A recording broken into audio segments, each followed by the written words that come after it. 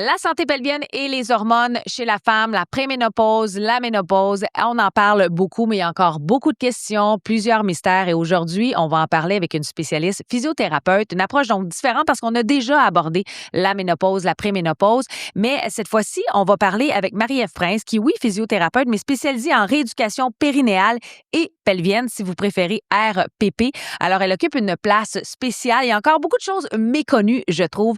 Alors, j'ai décidé de l'inviter, puis on va répondre à plein de questions, puis j'ai l'impression qu'on va défaire beaucoup de mythes aussi concernant la santé de la femme et les hormones. Et vous savez quoi? Ça part maintenant.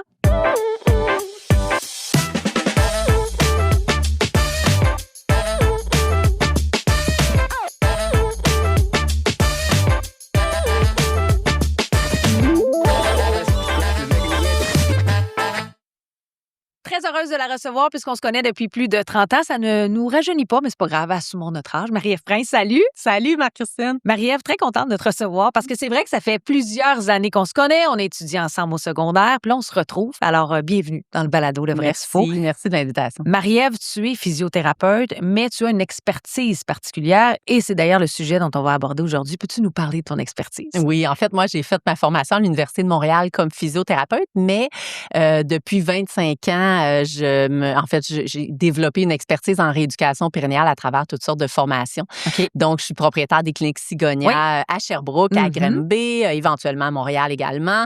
Et je travaille, en fait, santé de l'homme, santé de la femme également. L'homme aussi, OK. Oui, absolument.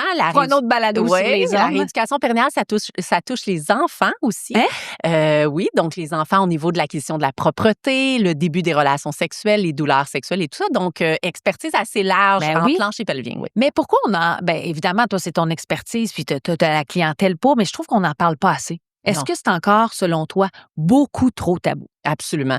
Il y a certaines zones de la rééducation périnéale qui sont plus abordées. Si on pense, par exemple, à tout ce qui est préparation à l'accouchement, les suivis de grossesse en physiothérapie, les femmes qui vont avoir des déchirures ou des problèmes suite aux accouchements, c'est beaucoup moins tabou. Mais le domaine qui reste très tabou, c'est le volet des douleurs sexuelles, inévitablement. Tout le volet des descentes d'organes. Chez les hommes aussi, la dysfonction érectile, c'est pas donné de savoir qu'en rééducation périnéale, on peut aborder ces problèmes-là chez les hommes également. Oui, fait qu'il y a quand même plusieurs domaines de la rééducation périnéale qui demeurent encore très tabous, très peu connus, effectivement. La beauté, c'est qu'on va te réinviter plusieurs fois pour parler de tous ces beaux sujets, mais parlons de la santé pelvienne, les hormones aussi. On a déjà fait un balado avec Dr Landry sur la préménopause. C'est un sujet hyper complexe pour monsieur, madame, tout le monde. Ben, pas tant monsieur, bon, évidemment, avec la femme et tout. Il le subit, exactement. Mais en quoi la physiothérapie peut aider quand on parle de préménopause et de ménopause? Parce que là, je t'avoue que je suis un peu surprise de tout ce que vous pouvez faire. Vous en avez parlé avant le balado, mais quand même, je veux que les gens sachent tout ce qu'on peut faire. Mais premièrement, il faut savoir que quand on parle de périménopause, de ménopause, il faut se sortir de la tête que ce n'est qu'une transition hormonale. Il y a dans ce passage-là vers l'arrêt des menstruations et même les années qui vont suivre, un impact des hormones qui est franc, mais qui va toucher tous les systèmes, Marie-Christine. Donc, on va se retrouver avec des enjeux au niveau musculaire, des enjeux au niveau osseux. La sexualité va être affectée, la gynécologie, donc tout le volet de la santé vulvo-vaginale, des problématiques urinaires. Donc, inévitablement, le physiothérapeute est très bien placé parce qu'il a une expertise dans ces domaines-là. Des domaines qui sont des fois un petit peu plus laissés de côté par d'autres professionnels, en fait, aussi. C'est ça qui est un peu fou. Là, je t'ai coupé, mais ça me fait un peu capoter de savoir qu'il y a plein de choses qu'on peut faire pour aider la femme avec cette fameuse, ce passage, comme on aime bien l'appeler, mais c'est encore tabou puis on en parle peu. Alors, aujourd'hui, on va éclairer justement tout ce qu'on peut faire, mais je sais même pas par où commencer parce que j'ai l'impression que la ménopause, préménopause, on dirait qu'on attribue tous nos maux à ça. Je m'en ça doit être la préménopause. Tu sais, il y a ça aussi. Par où on commence? Qu'est-ce qui fait partie vraiment d'un symptôme propre à la préménopause ou ménopause où vous pouvez aider? Bien, Premièrement, sachons que toute cette période-là, si on rétablit les termes, la préménopause, c'est ce qui arrive avant les changements hormonaux. Donc, le terme juste serait la périménopause. OK. Donc, la préménopause, c'est ce qui arrive quand notre cycle menstruel est encore régulier et qu'on n'a pas d'impact au niveau hormonal. Bon, gang, on a une autre étape, la périménopause. Donc, la préménopause et ensuite arrive la périménopause où là, il commence à avoir un changement au niveau du cycle menstruel. Donc, périménopause précoce, le cycle menstruel va changer d'au moins 7 jours, souvent un cycle qui va raccourcir. Et la périménopause tardive, où là, on va voir vraiment une diminution plus significative de l'estrogène. Et là, on va se retrouver avec un cycle qui augmente en termes de longueur. Donc, on va souvent sauter 2 cycles. Donc, on va faire des cycles de 60 jours où là, la femme n'ovule plus. Donc, si elle n'ovule plus, on va se retrouver avec des estrogènes, donc un niveau d'estrogène qui est très, très bas. Et l'arrêt des menstruations va se produire. La ménopause qui dure littéralement la durée des dernières menstruations. Et ensuite, on rentre immédiatement en post-ménopause. Donc, tu sais, déjà, culturellement, on va nommer la femme, elle est ménopausée. Mais le terme juste serait dire elle est en post-ménopause. Fait ça veut dire plus de règles depuis un an. Elle n'a plus de règles depuis un an. OK. Mais à travers tout ce processus-là, donc de 4 à 10 ans avant l'arrêt des menstruations, on va vivre des changements hormonaux qui vont commencer rapidement à affecter tous les systèmes. Donc déjà, et là, si on remonte là, dans les données probantes, des jeunes femmes de 35 ans qui commencent à avoir des variations d'hormones et qui commencent à développer des douleurs, des sécheresses vaginales, une incontinence urinaire qui commence à augmenter. Attends, 35 ans, c'est jeune, je sais. Est-ce que c'est plus fréquent ou parce qu'on l'a découvert que ça pouvait être ça? Bien, en fait, il faut savoir que le moment où la ménopause survient, c'est très héréditaire. Donc, ça s'apparente énormément. En fait, la corrélation est à 85 avec l'âge de la ménopause de la mère. Ah, wow, quand même. Donc, déjà, là, c'est un bon signe. Si notre mère a été menstruée jusque tard, début cinquantaine, on sait qu'on risque d'atteindre cette sphère-là là, au niveau de la santé estrogénique. Donc, d'avoir des niveaux d'estrogène qui sont là. Quand notre mère a cessé ses menstruations plus jeunes, oui, on peut voir apparaître des symptômes plus tôt. Et ce qu'on se rend compte, c'est que non seulement il va y avoir une baisse d'estrogène qui va s'installer, mais les récepteurs à estrogène, surtout au niveau de la région vulvaire, au niveau du plancher pelvien, au niveau de l'urètre, vont être quand même d'une qualité moins bonne en vieillissant. Bon, concrètement, là, tu me parles de tout ça, ça signifie quoi? Bon, ça signifie quoi, en fait? Puis vas-y, n'aie pas peur ici, le vrai du faux. Non, mais n'aie pas peur d'utiliser les bons termes, ou même, je sais que tu as amené plein de gugus à nous montrer. Là. Bon, mais dans le fond, là, à partir du moment où on commence à avoir cette fragilité-là, donc une muqueuse qui répond moins bien à l'estrogène, parce que nos récepteurs sont un petit peu plus fragilisés, ils sont vieillissants, parce qu'on a des niveaux d'estrogène qui varient, on va se retrouver rapidement avec des phénomènes de sécheresse, de démangeaison, d'inconfort au niveau vulvaire. Donc, la peau à l'entrée de la vulve, mais aussi à l'intérieur du vagin, donc la muqueuse, c'est vraiment rempli de récepteurs estrogéniques, récepteurs de la testostérone. Et si ces récepteurs fonctionnent bien et si la quantité d'estrogène est suffisante et de testostérone, eh bien, on va avoir une santé vulvaire qui va être optimale. Mais rapidement, si on commence à voir notre taux d'hormones baisser, on va se retrouver avec des démangeaisons qui s'apparentent souvent à des infections. Donc, les femmes début quarantaine, 45 ans, vont commencer à consulter souvent en ayant l'impression d'avoir toujours une petite vaginite, une infection vaginale. Ils vont s'auto-médicamenter avec des traitements en pharmacie. Alors que c'est pas nécessairement ça. Pas nécessairement ça. Et là, quand ils vont voir le médecin, les tests sortent négatifs. Donc, non, madame, il n'y a pas de vaginite, il n'y a pas de vaginose, mais Moses, j'ai quand même des démangeaisons, j'ai un inconfort, je me sens pas bien quand je mets une paire de jeans, je trouve que le califourchon me dérange. Ça, c'est des symptômes qu'on entend beaucoup dans la jeune quarantaine, qui sont quand même liés à ce phénomène-là de baisse d'estrogène. Mais quelqu'un qui n'a jamais fait de vaginite ou de vaginose, est-ce qu'on peut développer... Parce que ça, on l'entend souvent, où justement, là, tu viens de mettre le doigt dessus dans le sens où ce n'est pas nécessairement ça. Est-ce qu'on peut développer des vaginites, vaginoses? Oui, absolument. La raison pour ça, elle est encore hormonale dans ces âges-là. Pourquoi? Parce que l'estrogène a 2 fonctions majeures au niveau du plancher pelvien, mais aussi au niveau de tout le corps. C'est qu'elle a un effet anti-inflammatoire, l'estrogène. À partir du moment où on commence à baisser notre niveau d'estrogène, on le parlait d'entrée de jeu, les douleurs musculo-squelettiques. Mais ça fonctionne aussi pour toute la région pelvienne. Donc, plus d'inconfort au niveau vaginal, plus de risque d'inflammation. Mais c'est quoi un inconfort au niveau... C'est un peu un échauffement. brûle quand on va uriner, ça dérange. On a l'impression d'avoir toujours comme une petite muqueuse irritée à vif, littéralement. Des fois, ça va être aussi confondu avec une infection urinaire. Mais c'est ça, là, quand tu dis des douleurs, ça ressemble beaucoup à ça. Et l'estrogène est une hormone qui stabilise le microbiote. Et ça, c'est important de le dire parce que le microbiote, on a un microbiote à l'intérieur de la vessie et on a un à l'intérieur du vagin. Donc, c'est vraiment des bactéries, des bonnes bactéries qui font en sorte que tout le système nous protège contre le développement, entre autres, d'infections urinaires ou d'infections vaginales. Donc, tu mentionnais, est-ce qu'on est plus à risque d'en faire? Oui, à partir du moment qu'on a une diminution d'estrogène, on affecte notre microbiote. OK. Avant d'entrer dans ce que vous pouvez faire en termes de physiothérapie, s'il y a des gens qui nous écoutent, des femmes qui nous écoutent puis qui sentent ces symptômes, là où, moi, ça me titille, mais comment on fait pour le savoir? Est-ce que c'est une infection urinaire? Oui, tu peux aller faire des tests, mais c'est pas vrai que tout le monde a accès à des médecins puis d'aller faire des prises de sang. On peut pas faire des prises de sang chaque mois non plus pour savoir si ton estrogène et progestérone est assez élevé. Tu réponds quoi à ça? Je trouve que là-dedans, on est un peu laissé à nous-mêmes. Oui. En fait, là, c'est certain que l'entrée de jeu serait d'aller faire une évaluation médicale pour au moins éliminer tout le volet infection urinaire, infection vaginale, vaginite, vaginose et tout ça. Dans le meilleur des mondes, ça se produirait comme ça. Malheureusement, des fois, l'accès est difficile. Sachons que les physiothérapeutes ont un accès direct en rééducation périnéale. Je veux dire, les patients ont un accès direct en physiothérapie périnéale. C'est-à-dire que s'il y a un doute du côté de la femme, elle peut consulter une physiothérapeute de façon directe. Je dis une physiothérapeute parce que majoritairement, ce sont des femmes dans ce domaine-là. Et la physiothérapeute va être en mesure de faire une évaluation physique. Elle ne peut pas poser de diagnostic médical, mais elle va être en mesure de dire, j'ai un enjeu au niveau de la muqueuse, je me questionne, ça me nécessite une évaluation médicale.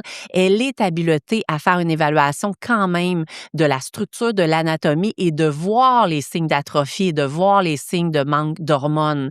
Donc, attends. On va voir une muqueuse qui est vraiment changée mais visuellement. Vous allez là? Oui, absolument. L'examen en physiothérapie périnéale, c'est un examen gynécologique. Donc, c'est un examen interne. C'est plein de monde qui ne savent pas ça. Oui, possiblement. Des fois, il y en a qui arrivent avec des espadrilles. Donc, oui, effectivement. Ah ouais, hein? Oui. C'est un examen vraiment des organes génitaux internes. Fait qu'on est vraiment apte à le faire et vous avez la formation pour le faire. C'est ça. Fait qu'on fait même des examens au spéculum pour aller voir l'intérieur de la cavité vaginale. On ne fait pas de prélèvement, on n'est pas médecin, mais on va être capable d'avoir une bonne idée de dire, ben là, j'ai un doute, ça prend une évaluation médicale pour aller chercher un dépistage un peu plus complet au niveau des infections transmises sexuellement, au niveau des infections vaginales, etc. Mais on va être en mesure aussi de bien repérer les enjeux qui nous appartiennent. Une muqueuse qui est moins hydratée. On voit une vascularisation qui est diminuée avec un changement de coloration de la peau également.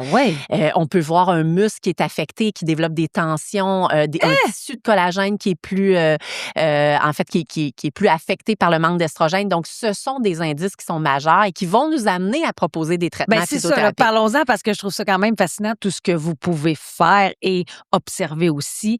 On fait quoi quand on va vous voir, par exemple? Dans les grands enjeux qu'on va rencontrer, il y a le volet des douleurs, donc les femmes qui vont se présenter avec ces inconforts-là. Dans un contexte où les femmes développent des douleurs, des inconforts, ce qui fonctionne le mieux en physiothérapie périnéale, c'est d'augmenter la vascularisation. Donc souvent, on va utiliser toutes sortes de dilatateurs qui ressemblent finalement à des vibrateurs qu'on utilise. On va laisser des exercices à la maison à faire avec les femmes pour augmenter la circulation sanguine. Il y a même une étude intéressante, et là, je me permets une parenthèse. Vas-y. L'an dernier, je suis allée au congrès de l'association en fait mondiale pour les atteintes vulvo-vaginales qui a eu lieu en Slovénie. Et il y a une chercheure qui mentionnait une étude où on suggérait aux femmes en post-ménopause d'avoir 2,7 contacts sexuels par semaine pour s'assurer. Je parler du vibrateur. Mais, en fait, ça peut l'utilisation de vibrateurs, de masturbation, d'exercices pelviens ou de relations sexuelles pour s'assurer une bonne santé vaginale. Évidemment, des fois, c'est pas réaliste. Donc, répète cette statistique intéressante. Oui, 2,7 relations sexuelles ou contacts sexuels. Donc, c'est pour ça qu'on va inciter les femmes à dire, dans la douche, aller chercher un petit massage au niveau de l'entrée vaginale, d'utiliser un vibrateur une fois par semaine pour garder l'espace ouvert, pour augmenter la circulation sanguine. Un vagin qui n'est pas utilisé va avoir tendance à raccourcir et à rapetisser en profondeur et en largeur. Voyons donc. Absolument. Le manque d'estrogène, le manque d'hormones va faire une atrophie de l'organe en tant que tel. Donc, si l'organe s'atrophie, il est moins confortable, il est moins lubrifié et on développe toutes sortes d'inconforts. Donc ça, c'est une des parties hyper importantes qu'on va adresser Tellement. en physiothérapie.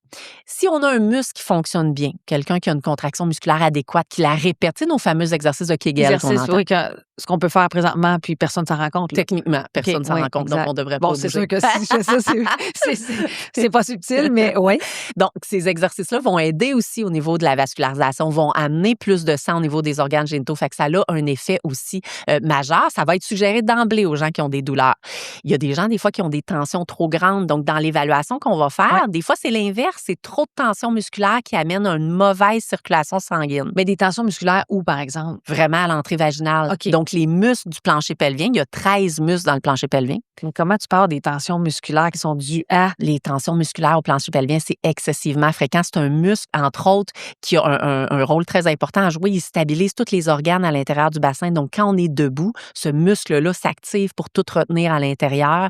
C'est un muscle qui stabilise le bassin. Fait que quand on marche, quand on saute, quand on court, le muscle s'active. Donc, de par des postures, de par des positions assises, il va développer toutes sortes d'enjeux.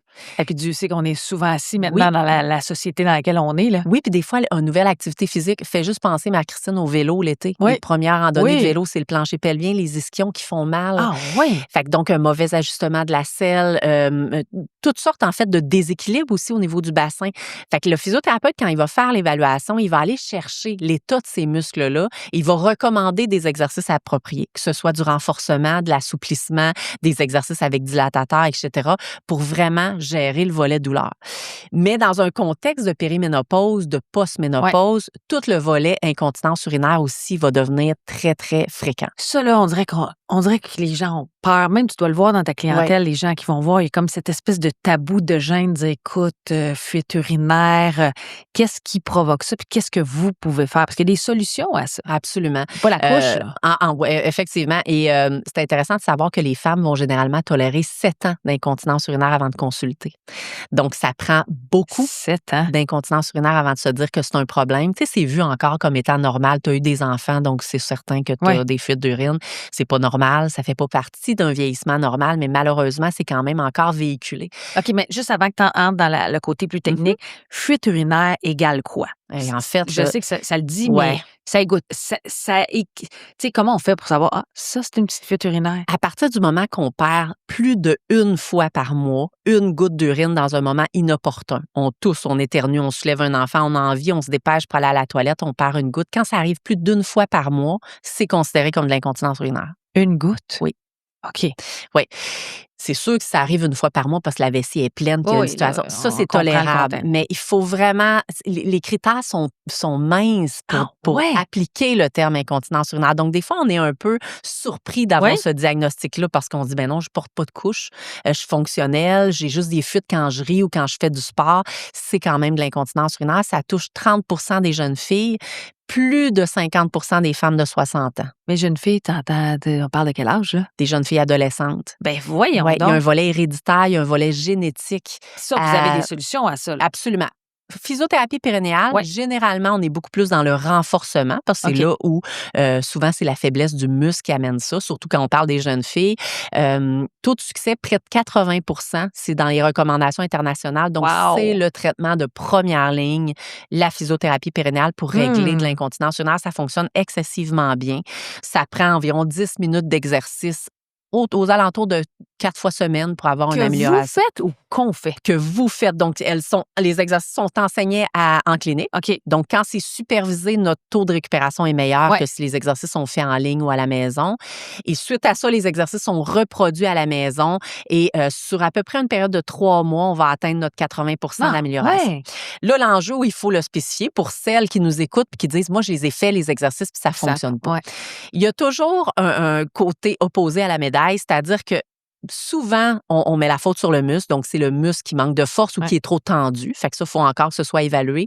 Mais il y a tout le volet ligamentaire. Donc, les ligaments ont quand même une fonction importante pour stabiliser toute cette structure musculaire-là. L'urètre, où s'écoule l'urine, si elle est bien prise à travers des ligaments solides, c'est beaucoup plus facile pour le muscle d'être efficace et de contracter. C'est ça, on n'a pas le choix de consulter pour savoir ça, là. C'est ça. Donc, c'est la consultation et c'est l'évaluation physique qui vont nous dire si cette dame-là a une problématique au niveau de ses ligaments ou davantage au niveau de ses muscles, et le traitement va être très, très différent. Puis j'imagine que plus on consulte rapidement, plus c'est facile à régler le problème, ou là, c'est une erreur de penser ça? même si le problème est grave, on a autant de chances de le récupérer. Donc, même, on a vu dans certaines études des meilleures améliorations chez des cas très sévères parce que ces gens-là font leur exercice parce qu'ils ont peur que ça dégrade. Ouais. Mais je suis quand même d'accord, je suis quand même de l'école où la prévention est intéressante parce que si on a un plancher pelvien très faible et que ça finit par atteindre nos ligaments, plus vite on va renforcer le plancher pelvien, moins on va se retrouver avec des enjeux. Mais quand on a des enjeux ligamentaires, le renforcement va nous aider, mais il y a toutes sortes d'autres outils. Et là, attention, Marie-Ève va apporter ses outils. Oui, parce que je me permets, parce que c'est très tabou, l'utilisation des pessères. Donc, les pessères, c'est des orthèses. Tu sais, si on se blesse le genou, on va mettre une orthèse pour aller en ski. Mais dans un contexte où on a un enjeu de ligament au niveau du plancher pelvien, au niveau de l'urètre, l'utilisation de pessères de ce type-là, et ça, anciennement, on l'utilisait chez les dames très âgées, donc on est resté avec un préjugé. Mais le nombre de pessères qu'on utilise pour les femmes enceintes qui ont des lourdeurs, des pesanteurs en post-accouchement, les gymnastes qui ont des fuites à 20 ans sur le trampoline, etc. Parce qu'il y a plusieurs personnes qui l'écoutent en audio seulement. C'est un petit, je ne sais pas comment le décrire. C'est mais silicone. OK. Oui, c'est une orthèse en silicone. J'aime dire que ça a un peu la forme d'un verre de contact. En volet 3 fois la grosseur de l'œil, mais effectivement, mais tu mets ça où? On met ça en vaginal, un peu comme un tampon. Donc, on insère. Là, les formes, en fait, il y a différentes formes, il y a différentes grosseurs. C'est ajusté, adapté, évalué. Et l'idée derrière ça, c'est que ça va stabiliser l'urètre en faisant une pression. Donc, c'est vraiment, vraiment un pansement sur le bobo, mais ça a un volet protecteur aussi parce que ça l'évite qu'on aggrave notre problématique. Mais pourquoi tu dis que c'est tabou? C'est tabou parce qu'on n'ose pas le mettre ou parce que c'est peu connu encore ou c'est controversé? Bon, il fut une époque où on utilisait ça beaucoup chez les personnes âgées. Donc, de plus en plus, dans le dernier 10 ans, on a commencé à évaluer l'efficacité de ces orthèses-là chez les patientes plus jeunes et sur le volet préventif aussi. Donc, c'est un peu moins connu pour cette clientèle-là. Et des fois, ça peut être gênant. Mais je dirais que pour travailler avec une clientèle de grossesse, postpartum et de femmes, c'est de plus en plus accepté. Et ça règle des problèmes. Si on combine ça au renforcement du plancher pelvien, on peut se retrouver avec une femme qui était plus capable d'aller faire du tout d'exercice physique. Et surtout, ces problèmes-là se déclenchent avec la diminution de l'estrogène. Donc, ça l'empire aux âges périménopause, post-ménopause. Et là, d'un coup, on met une orthèse et la vie reprend un certain sens. Voyons donc.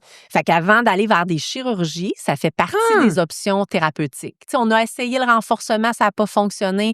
Bien, avant d'aller à des options chirurgicales, il y a quand même ce type d'orthèse-là. Comment tu appelles ça? Pessère. C'est la première fois que j'entends ça, mais ça m'apparaît un peu gros. En fait, il y a différentes grandeurs. Donc, c'est ajusté. Le physiothérapeute prend les mesures en vaginal. Donc, c'est vraiment fait sur mesure. Là. Fait que ça va être... Puis, il y en a même qui sont moulés sur mesure, dépendamment de la cavité vaginale. Sinon, c'est des plus standards, mais en général, puis c'est mou, hein? Ça s'adapte. Mais est-ce que c'est pour tout le monde? Ou il y a des contre-indications comme dans n'importe quoi? Comme dans n'importe quoi, ça prend quand même une évaluation médicale. C'est-à-dire que le physiothérapeute évalue, on demande toujours une autorisation du médecin dans les cas de cancer, s'il y a eu des saignements anormaux. Si la muqueuse est trop fragile, la peau au niveau vaginal, il faut quand même qu'elle soit capable de supporter un certain contact. En général, chez 80% des gens chez qui on essaie les pessères, on a une solution qui fonctionne. Il y a un 20% d'échecs. Comme dans n'importe quoi. Oui. Absolument. OK. As-tu d'autres gadgets comme ça que tu as envie de nous faire découvrir? Non, mais je suis quand même fascinée par... Je peux y toucher? Oui, vas-y. Je comprends le point du verre de contact. Là. Oui, ceux qui nous écoutent, allez voir l'extrait, là, ça va être plus... OK. Bon. Sinon, ça ressemble aux petits anneaux qu'on utilise, les anneaux hormonaux. Tu sais, les moyens de contraception que les femmes vont insérer en vaginal. Je me rappelle plus d'un... Oh non, j'allais dire un gadget que mes enfants mordillaient quand ils étaient jeunes. On veut pas se tromper avec ça. Mais deux choses, deux bons. Faudrait pas les échapper. On n'ira pas là. On parlait tout à l'heure du renforcement. On parlait des fameux exercices de Kegel qui, pour certains, c'est assez plate à faire à la maison. Plate, mais en même temps... C'est quand même assez plate. Donc, encore faut-il les intégrer dans le quotidien, aux exercices, quand on va au gym, quand on fait des... Bon. Pour ceux qui sont réfractaires et qui ont de la difficulté, il existe des gadgets de ce type-là qui sont, on appelle des cônes vaginaux. Des poids vaginaux. Anciennement, on parlait des boules chinoises. Oui. OK? De ce type-là. C'est des boules chinoises, c'est pour une satisfaction sexuelle, non? Mais le principe est le même. L'objectif, c'est d'augmenter la force du plancher pelvien et par la bande, d'augmenter la satisfaction sexuelle. Hein? OK. Fait que ça, c'est des cônes, par exemple, qui existent, qui ont des poids différents. Et l'objectif, c'est de les insérer en vaginal et de garder le cône en vaginal au moment où on fait une activité physique, où on prend notre douche, où on fait des squats, etc. Et plus l'exercice devient facile, plus on augmente la charge du poids. Voyons donc. Oui. Hein, OK. Donc ça, c'est généralement peu fait en traitement, mais ça peut être laissé à la maison pour les gens qui veulent pratiquer avec ce type d'outils-là, avec ce type de produits-là, finalement. Mais est-ce que ça, on doit avoir une consultation en physiothérapie ou ça se trouve t'achètes ça sur Amazon? Ça se trouve sur Amazon, ça se trouve sur Internet. Il faut faire attention au grade qui est utilisé parce que là, ça, c'est des grades médicaux, donc qui sont stérilisables. Bien, c'est ça, là, tu te mets quand même ça à l'intérieur, là? Oui, puis il y en a qui sont poreux. Par exemple, les œufs de Yoni. Je ne sais pas si tu as déjà entendu parler de ça. Non. Les œufs de Yoni, c'est le même principe que ça, mais c'est avec des minéraux. Et ce qu'on s'est rendu compte, c'est que les gens qui commandaient ça puis qui inséraient en vaginal ont des risques très élevés de développer des infections parce que c'est poreux puis ça s'absorbe. Donc, j'ai le goût de dire, restez dans des grades médicaux. Je suis assez d'accord. Il faut faire attention aussi, c'est pas fait pour tout le monde parce que dépendamment de la cavité vaginale, il y en a chez qui ça tient trop facilement en place et qu'on n'a même pas besoin d'être fort et de contracter pour que ça tienne. Et au contraire, il y en a qui ont une certaine laxité et que peu importe la force qu'ils auront, ça tiendra pas bien. Okay. Donc, avant d'investir, j'aime toujours l'idée d'avoir une évaluation qui nous dit que tu es une bonne candidate ou pas. OK. Ouais. Écoute, je suis impressionnée par tout ce qui se fait en matière de gadgets, mais tout ce qui se fait pour la santé pelvienne chez la femme. Marie-Ève, tu as évoqué la descente d'organes tantôt. On dirait que ça fait un peu peur, mais c'est fréquent. Puis ça arrive quoi en ménopause, préménopause? Comment on fait pour le sentir? On le sent physiquement ou pas pantoute? Mais en fait, c'est fréquent, Marie-Christine. 40% des femmes de 50 ans. Hein? Puis c'est jusqu'à, écoute, en post-accouchement, c'est très fréquent, pratiquement là, entre 18 et 50% des femmes qui accouchent vont avoir une descente d'organes, qui pour certaines, ça va se régler toute seule dans la prochaine année, dans la première année. À partir du moment que la descente est un petit peu plus grande, c'est très difficile à régler sans intervention. Donc, ça prend un renforcement qui est notre première étape. Ouais. On a parlé tout à l'heure des orthèses qui sont intéressantes. Mais c'est quoi une descente d'organes? En fait, je mentionnais que le plancher pelvien, c'est la structure musculaire qui referme la partie basse du bassin. Donc, les organes sont déposés indirectement à l'intérieur de ce muscle-là, sur le muscle, en fait. Ils sont suspendus par des ligaments. Donc, quand les ligaments deviennent un petit peu plus laxes, bien, l'organe descend, le plancher pelvien a une surcharge importante et finit par s'étirer. Okay. Et là, à cause de l'orifice vaginal, bien, les organes vont se frayer un chemin à travers la cavité vaginale. Et si on le voit sur mon image ici avec ma maquette, bien, ça va faire un petit bombement qu'on va voir apparaître à l'intérieur du vagin. Tu peux peut-être le montrer plus à la caméra. Ceux qui nous écoutent en audio, ben, on allez va voir un l'extrait. petit bombement là, qui peut être en antérieur, en postérieur. Fait, souvent, les femmes vont le décrire vraiment comme l'impression d'avoir un tampon mal placé. OK, on le sent là, physiquement. Okay. C'est désagréable, c'est une présence, ça peut tirailler un petit peu. C'est généralement pas douloureux, mais ça peut causer des douleurs au dos si la descente est importante parce que les ligaments s'attachent pour certains au niveau lombaire. Okay. Donc, la descente, c'est l'espèce de mouvement, que ce soit l'utérus, le fond vaginal, la vessie ou le rectum qui passe dans la cavité vaginale. Et ça, renforcement du plancher pelvien et surtout l'utilisation de nos fameuses orthèses qu'on avait tout à l'heure pour essayer d'augmenter, de remonter la position de ces organes-là. Pourquoi ça arrive? La faiblesse du plancher pelvien qui va être, en fait, inévitable avec le vieillissement puis avec toutes sortes de facteurs de risque, les grossesses, les accouchements, la constipation, tout ça qui va affecter le muscle du plancher pelvien. Mais il ne faut pas oublier que quand on arrive dans notre période périménopause, ménopause, post-ménopause, notre estrogène qui est pro-musculaire, qui augmente notre puissance, notre force musculaire, commence à chuter et on va affecter la qualité du muscle. Donc, les organes vont être moins bien supportés et l'estrogène va affecter aussi la qualité du collagène. Donc, nos fameuses structures qui étaient retenues par un collagène de très bonne qualité, bien, ça va devenir un collagène un petit peu plus faible et là, les organes vont avoir le goût de descendre doucement vers la sortie. Fait que ça l'explique là, pourquoi dans ce tournant-là de la vie, on va avoir un grand pourcentage d'entre nous qui allons souffrir de cette problématique. Il y a deux questions qui me viennent dans ce que tu dis. Est-ce que le fait de s'entraîner dans la vie de façon quotidienne et garder un certain type d'entraînement, là, peu importe, je parle d'un entraînement pour monsieur, madame, tout le monde, peut aider à éviter ça? C'est une excellente question. Excellente question parce que des fois, on peut avoir l'impression que si on fait rien, on ne traumatisera pas notre plancher pelvien puis on va se protéger. Les données probantes disent l'inverse. Une femme active a moins de risque de développer des incontinences urinaires et des descentes d'organes. Donc, oui, l'activité, c'est essentiel. Le renforcement du plancher pelvien a un rôle préventif qui est important. Là où il faut faire un bémol, c'est les activités physiques avec un impact trop grand. OK. Je pense par exemple aux gens qui ont vraiment des pratiques de type CrossFit, trampoline, avec des coups importants. En fait, c'est charge dépendant. Donc, si l'impact est trop grand, répété de façon trop fréquente, c'est là où on va augmenter nos risques de développer toutes sortes de problématiques, dont l'incontinence urinaire et possiblement les prolapsus des organes aussi. Et ma deuxième question, c'est, tu parles beaucoup d'estrogène. Oui. On l'a déjà abordé là, dans un balado où on a parlé d'hormones et tout ça.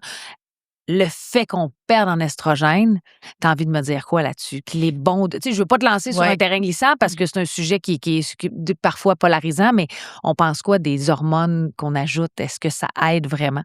De façon générale, si on parle d'une hormonothérapie systémique, là, qu'on prend par la bouche ou en transdermique, là, ce type d'hormonothérapie-là va aider de façon générale pour les composantes musculaires. L'enjeu qu'on a, c'est que si on regarde le plancher pelvien pur, là, on prend une hormonothérapie par la bouche ou transdermique, est-ce qu'on va avoir une amélioration de l'incontinence et des prolapsus pelviens? La réponse, c'est non. OK. Et même certaines études qui montrent une dégradation de l'incontinence urinaire chez les femmes qui prennent hormonaux. Est-ce que ça veut dire qu'on n'en prend pas? Non, ça demeure un traitement hyper pertinent pour les femmes, entre autres, qui ont des symptômes vasomoteurs et toutes sortes d'autres symptômes.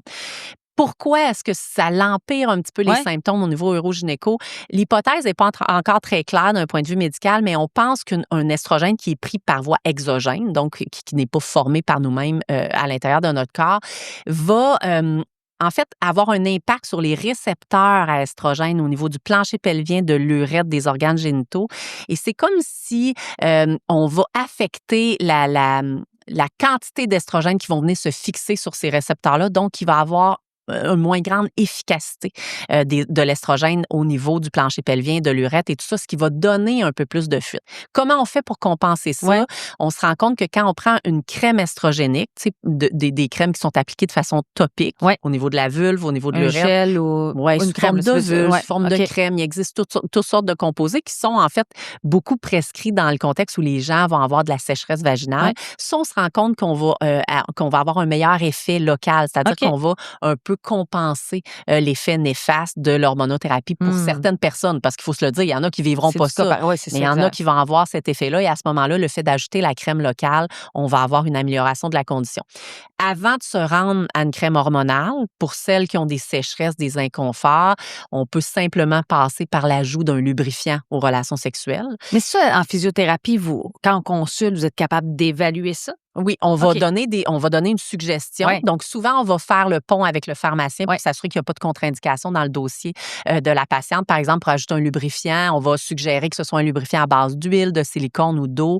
Et si, par exemple, la problématique est même au quotidien, une impression de sécheresse, un dérangement, là, on va s'en aller davantage vers un hydratant. Donc, les hydratants sont également en vente libre. Donc, on va encore là faire le pont avec le pharmacien pour trouver le bon hydratant pour la femme. Mais en l'utilisant, par exemple, 2 fois semaine, c'est qu'elle va avoir un confort qui va s'étirer sur beaucoup plus longtemps que juste l'utilisation d'un lubrifiant aux relations sexuelles, parce que des fois, l'inconfort est en dehors de l'activité sexuelle et vraiment désagréable au quotidien, finalement. Il y a vraiment plusieurs nuances. C'est ce que je réalise dans la santé pelvienne, du moins la santé féminine aussi. J'aimerais ça te réinviter pour parler des douleurs, des douleurs sexuelles. Je pense que c'est un sujet aussi encore tabou, mais je pense que le pourcentage est assez élevé. Est-ce que tu acceptes de revenir? Ben oui. Marie-Ève Prince, physiothérapeute, merci beaucoup pour ton expertise, mais aussi de nous avoir ouvert les yeux sur plein de choses qu'on ne connaît pas.